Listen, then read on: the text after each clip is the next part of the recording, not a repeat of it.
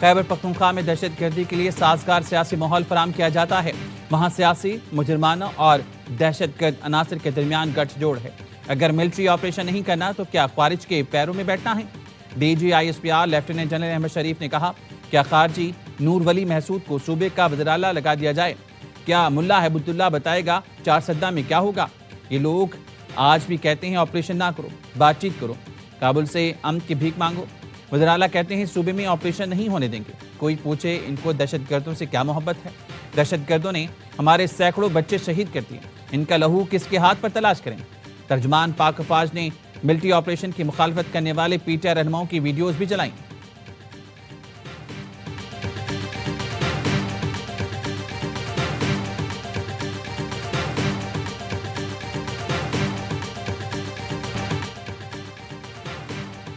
ایک وزیراعظم نے سیاسی ضرورت کے لیے سابق آرمی چیف کو ہی قوم کا باپ بنا دیا۔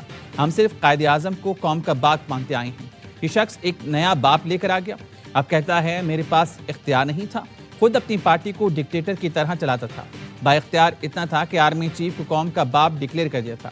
با اختیار نہ ہونے کا بیان مذائقہ خیز ہے۔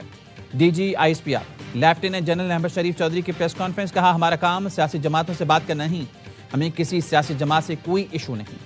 سیاست سیاسی جماعتوں کا کام ہے، وہ حل نکال لیں گے۔ کے پی کا مسئلہ سیاستدانوں نے سیاسی طور پر ہی حل کرنا ہوگا۔ کوئی شخص، سیاست، اظہار رائے اس ملک کی سلامتی اور سالمیت سے بڑھ کر نہیں۔ اس وقت کے D G I S I کہاں ہیں جنہوں نے ان کو اپنی سیاست کے لیے استعمال کیا؟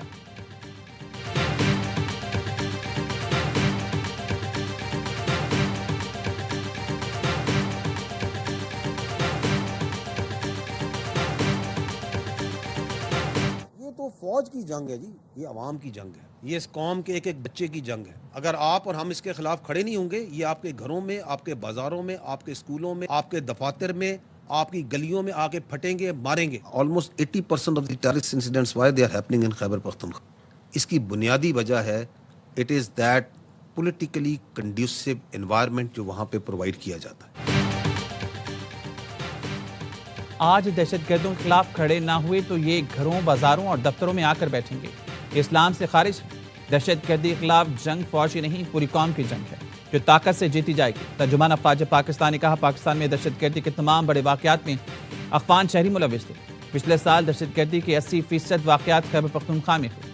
پنجاب، بلوچستان میں تمام افغان مہاجر کیمپ ختم کیے بغیر خیبر پختونخوا میں 43 میں سے صرف 5 کیمپ ختم کیے گئے۔ یہ جھوٹا بیانیہ بنا رہی ہیں۔ وزیراعلیٰ خیبر پختونخوا کہہ رہا ہے دہشت گردی افغانستان سے باقی ممالک میں کیوں نہیں ہو رہی؟ اقوام متحدہ کہہ رہی ہے 20 دہشت گرد تنظیمیں افغانستان میں پنپ رہی ہیں۔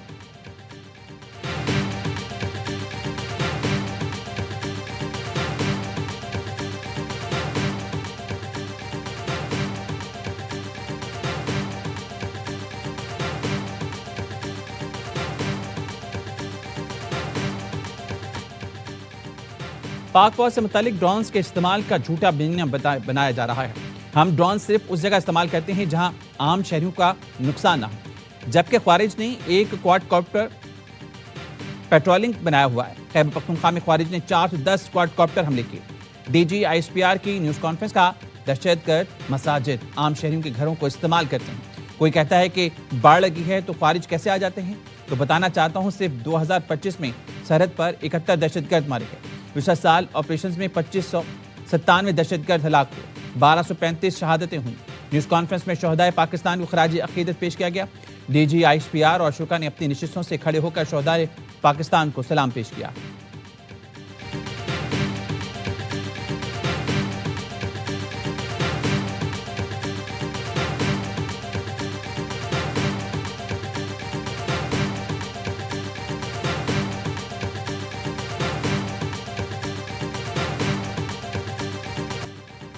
طالبان کے اجداد بدھ گرانے ہندوستان جاتے تھے، اب جو قبضہ گروپ ہے یہ تصویریں کھنچوانے وہاں گئے۔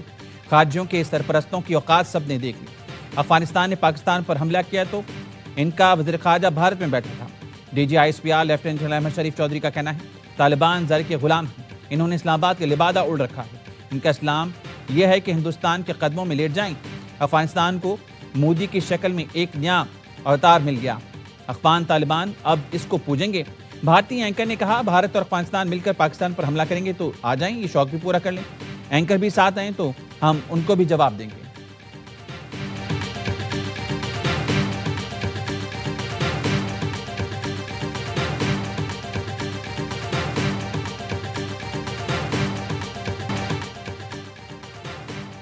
ہندوستان کے آپریشن سندور کی کالک ابھی تک اس کے منہ سے نہیں جا رہی۔ کچھ لوگ آپریشن سندور کو پاکستان کے افغانستان میں کیے گئے آپریشن سے جوڑ رہے ہیں۔ دونوں میں کوئی مماثلت نہیں۔ ڈی جی آئی SPR نے کہا انڈیا نے پاکستانی شہریوں کو نشانہ بنایا۔ پاک فوج نے افغان چیک پوسٹوں اور دہشت گردوں کے ٹھکانوں پر حملہ کیا۔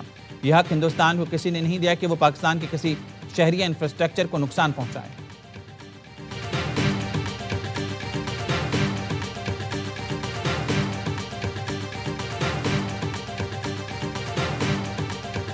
پاکستان کے ہاتھوں مار کے حق میں مار، ٹرمپ کی جانب سے ٹیرف یلغار، عالمی سطح پر بھارت تنہائی کا شکار۔ مودی سرکار نے ٹرمپ انتظامیہ کو رام کرنے کے لیے لاکھوں ڈالرز کے عوض لابنگ فرم کی خدمات لی۔ ناراض ٹرمپ کو خوش کرنے کے لیے سوشل میڈیا پر پوسٹ کرائی گئیں۔ بھارتی تجزیہ کار راہل کہتے ہیں علمی اور سفارتی صلاحیت کے فقدان سے بھارت کو لاکھوں ڈالرز کا نقصان ہو رہا ہے۔ پروفیسر ششانت سنگھ نے لکھا وزیر خارجہ کی حالت ہے کہ وہ خود نائب صدر جے ڈی وینس اور وزیر دفاع سے ملاقات نہیں کر سکتے۔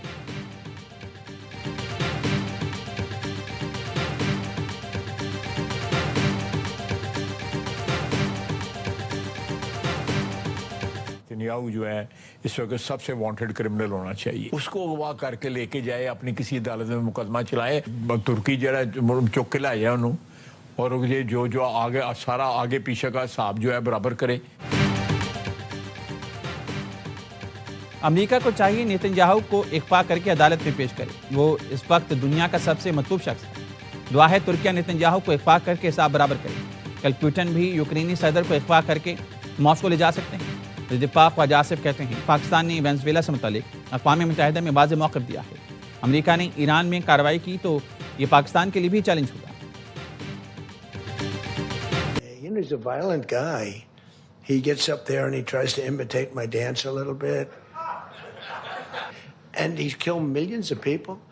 He's tortured. They have a torture chamber in the middle of Caracas.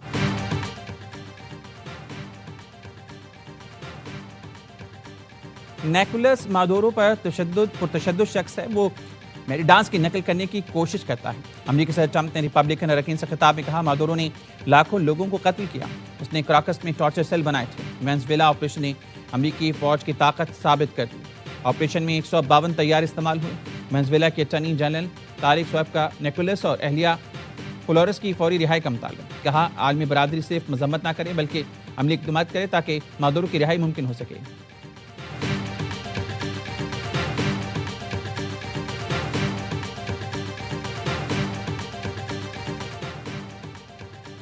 White house نے کیپٹل ہل حملے کا الزام سابق اسپیکر نینسی پیلوسی پر دھر دیا۔ 6 جنوری 2021 کو سیکیورٹی انتظامات ناکافی تھے۔ احتجاج کرنے والوں کو سیاسی بنیادوں پر نشانہ بنایا گیا۔ گرفتار افراد کے ساتھ ناانصافی ہوئی۔ ترجمان وائٹ ہاؤس کا بیان۔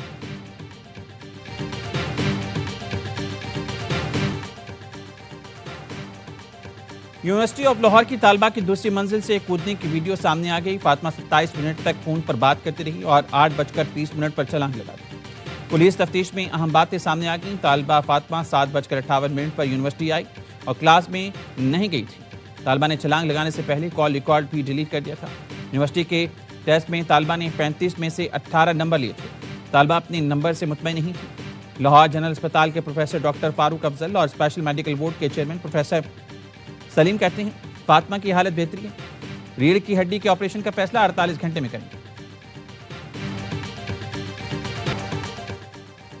پی آئی کے 75% حصص کی کامیاب نجکاری بارش کا پہلا خطرہ ہے۔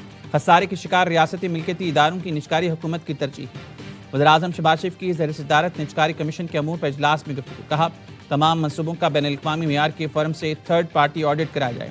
وزیراعظم کی نجکاری کمیشن میں اصلاحات کے حوالے سے کام تیز کرنے کی ہدایت۔ حکام نے اجلاس کو بتایا بجلی تقسیم کار کمپنیز کی نجکاری 2 مراحل میں ہوگی۔ پہلے مرحلے میں آئسکو، گیپکو اور فیسکو، جبکہ دوسرے مرحلے میں ہیسکو اور سیپکو کی نجکاری ہوگی۔